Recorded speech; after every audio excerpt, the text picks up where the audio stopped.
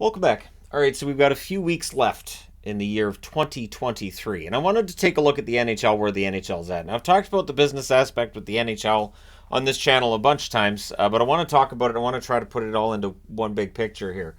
And because I always see I don't know how Bettman's still employed. I don't know why. Well, because financially, the NHL's doing well. It's trended in the direction of making more money. It continues to make more money, and so I wanted to take a look at it because I know there's a lot of doom and gloom out there, and there's a lot of the NHL sucks. But again, if I felt that way, this channel wouldn't have come into existence. So there are 15 teams currently at 99% or higher when it comes to attendance, which is remarkable. That's about half the league, where you're not going to find a lot of empty seats for sale. Now this is sold tickets. So this means that if you buy a ticket and you don't go to the game, it's still paid attendance, so it still counts. You may see empty seats in an arena and go, well, clearly things aren't going well. It does not mean those seats aren't actually paid for. Especially lower bowl, you're more likely to see seats that maybe are bought by corporate. So they're corporate seats. If nobody sits in them, doesn't matter. They still get the write-off for that. So Calgary, San Jose, Winnipeg, and Washington are the only four teams that, according to HockeyDB, have seen a drop in their attendance from last year. Chicago's seen the biggest rise in attendance. Last year was very quiet. This year, not so much. Turns out getting Connor Bedard helped to sell about 3,100 extra tickets per game. Now, the fact that every single team's seeing at least, similar or rising attendance, and we know ticket prices keep going up, tells you the NHL's making more money. Now, the NHL's a league that is really relied upon the revenue from gate. I've talked about this in the channel for years now, that they relied more on gate revenue than almost any other league in North America, and they're doing their best to fix that. But I wanted to talk about one thing that does drive fans to watch the game is offense and excitement. Scoring's actually down a little bit from last year. 3.14 goals per game. That's by team, of course, not all together. Last year was 3.18. The average save percentage around the league is 903. It was 904 last year. So we're seeing less goals, and the save percentage has dropped a little bit, telling you there's fewer shots. So we usually see like a rise in the offense, and then defensive coaching catches up, and we see the scoring numbers drop a little bit. That fluctuation is always going to be there. So that's steady. That's been pretty steady. I think 3.14 from 3.18, and it was 3.14 the previous year, so that's a pretty good number. Now, keep in mind that next year's salary cap, they're projecting a $4.2 million rise in the amount that the salary cap will be at, and that'll be every team around the league. So 4 times 32 equals more money for the players, and generally should help the mood. And I already see where the NHL is going with this, so I wanted to put this into this video because I do think this is part of it. The collective bargaining agreement expires September 15th of 2026. That's a long ways away, unless you're the National Hockey League. It's not. And you've got a new NHLPA head. You've got a union that might be more willing to have a fight now than they were in 2020. Obviously, in 2020, they didn't want to look greedy by, holding out and locking or striking, and owners didn't want to look too greedy by locking them out. So they got it done. 2026 might be a little more contentious, right? But we have the rise in cap, so that is going to take place next summer. That's going to make the players feel better, and we'll have another salary cap rise before we see the CBA expire September 15th of 2026. Plus, the NHL talking about 2026 Olympics, wanting to go to the Olympics. Part of the reason why you would publicly state, yep, we want to go to the Olympics, and you would be talking about, who's going to play, and we're going to get all our mock teams together and everything. I'm not doing that because I fell for that before. But the reason that you're going to start seeing this best on best talked about more often is you want to make the players happy going into this CBA extension talk. It is a point of contention with the players, and so it makes sense for the owners to say, you know what, we'll go to the Olympics. It'll avoid some kind of a shoot or I was going to say shootout, but yeah, there's no shootouts affected by this. You could still get shootouts at the Olympics. We've seen that before. And then there's potential expansion. So in the event that there's a lockout, that would hurt potential expansion, right? Just potentially. But if you have an announcement of we're looking to expand by 2 teams in 2030, we're looking to expand by 4 teams by 2035, something like that, Well, those are more jobs. And so I think the fact that the NHL's considering expansion, it's on the back burner, I think in part is they make more money, they get the expansion fee. But for the union, while the union doesn't get any cut of the expansion fee, you do get more jobs. And if you're in a position where you can say, hey, we could create almost 100 more jobs if we get 4 more teams, we can create about 50 new jobs if we get 2 new teams, you want that. I understand 32 teams, you can't go past 32 teams. Somebody's going to.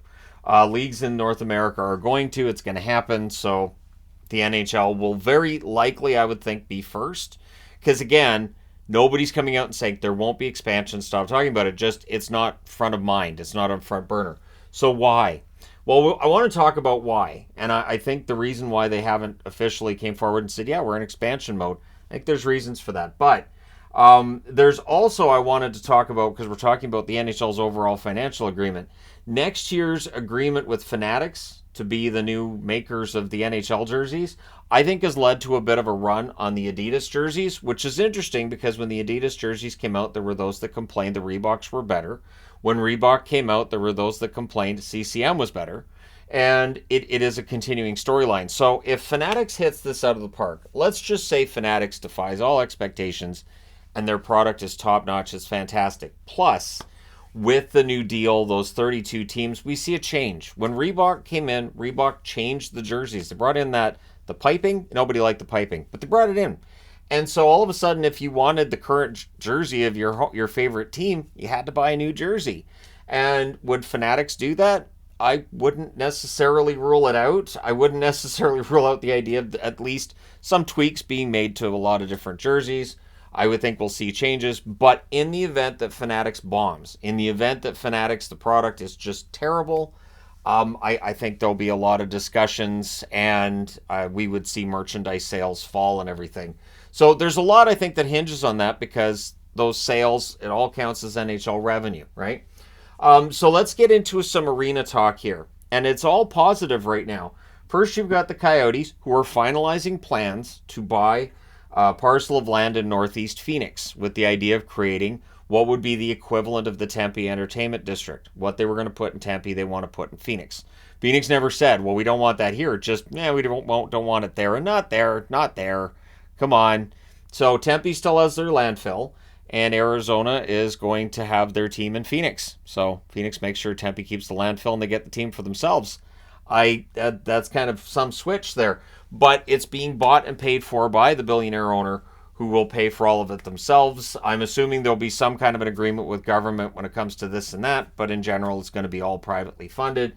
And that's good news, right? So that's expected to be officially announced either this month or next.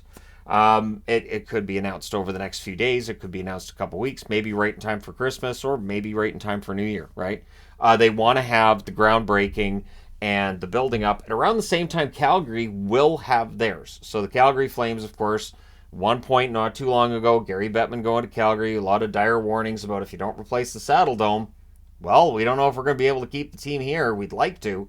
So the new arena, the construction starts next year. And I know there are people who aren't happy about how the arena and everything came together and how much money is getting paid for it by taxpayers. But once that deal's signed and once ground's been broken, it's been broken.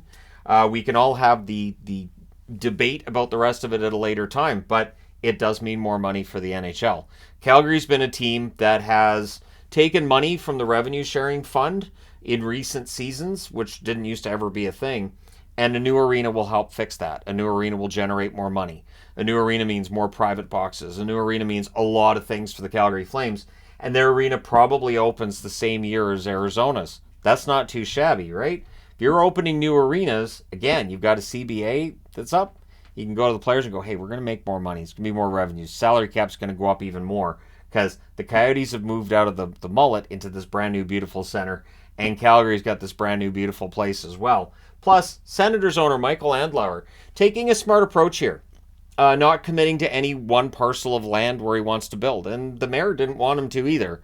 Was like, hey, consider other downtown locations. So he's doing his due diligence, which is nice to see.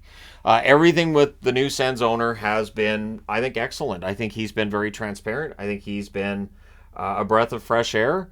And I say that because having an owner that seems to be a real hockey fan that understands the franchise he's running is important. So this isn't me slagging Eugene Melnyk or anything. I just think Andlauer's been very good for the Ottawa Senators. And so they're going to make their decision on a parcel of land, I would think, over the next 12 months. But Ottawa's going to get a new building as well, or they'll figure out a way to make Scotiabank work. But either way, Scotiabank, great. Anyways, they all changed their corporate names so much, I don't really care. The corporate names for buildings have just kind of killed it for me. Nothing's worse than LA's, but hey.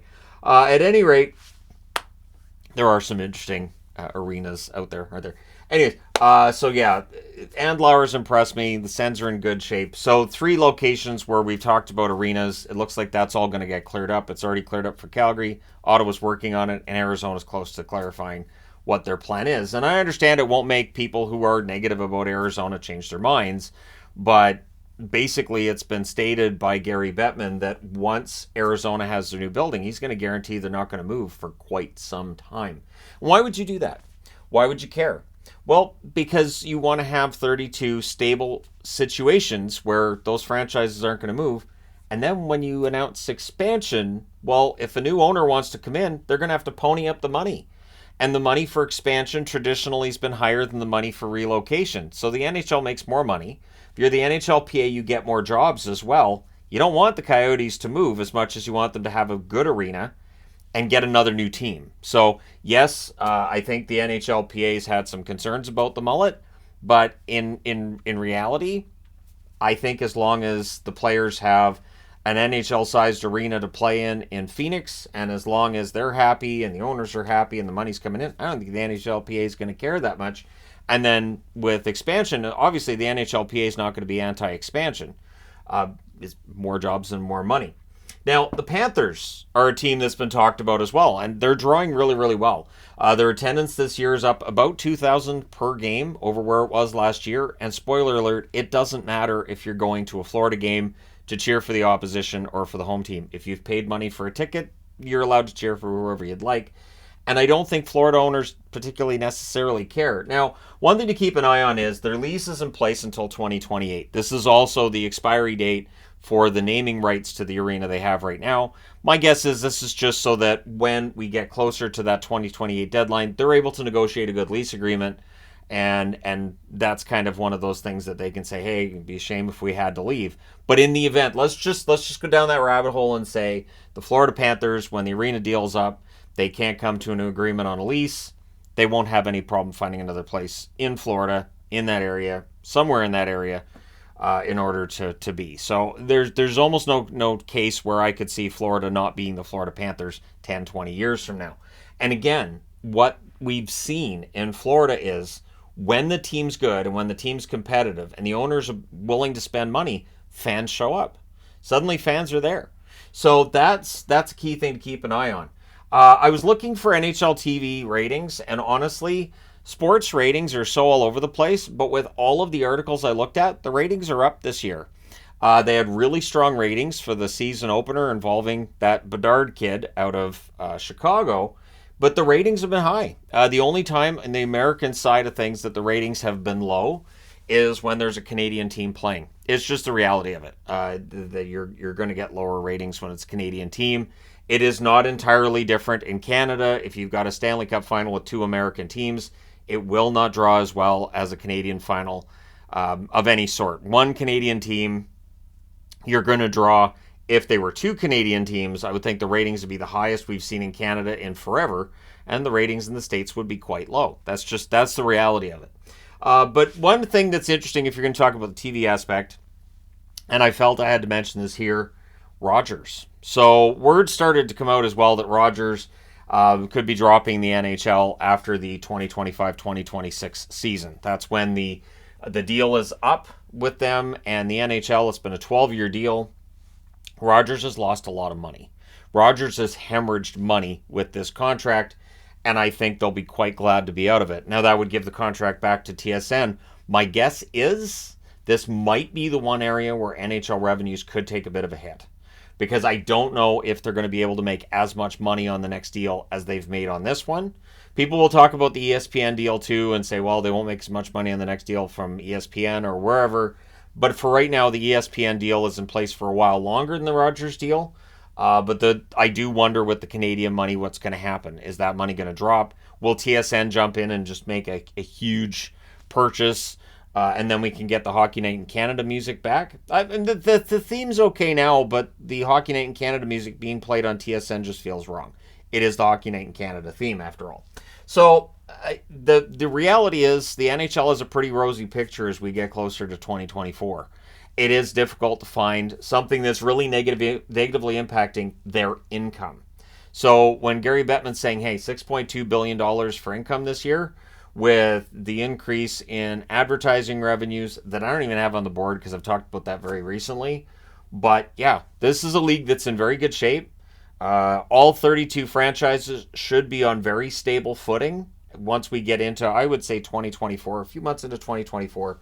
I don't think we'll have anything to talk about when it comes to, well, this team clearly, and I'm talking about financially, is doomed. And I think that talk's going to kind of go away, except for those that just want to stay on that topic. And there's not really much you can say to convince them otherwise, which is fine. If somebody has that opinion, then all right, cool. But anyways, there you go. Let me know your thoughts in the comment section below, as always. Don't forget to hit like and subscribe if you've not done so already. Thank you guys so much for watching, for all your support. I will talk to you again soon.